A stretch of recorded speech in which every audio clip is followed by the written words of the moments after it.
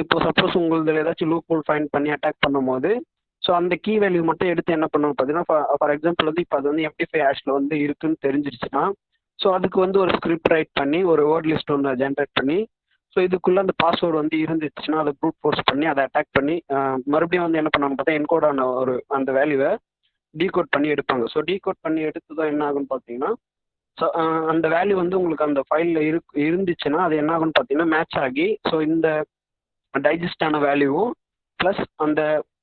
word லிஸ்ட்டில் இருக்க again ash ஆகுது பார்த்தீங்களா, ஸோ அந்த வேல்யூ என்ன பண்ணணும் பார்த்தீங்கன்னா கம்பேர் ஆகி, ஸோ ஈக்குவல்டாக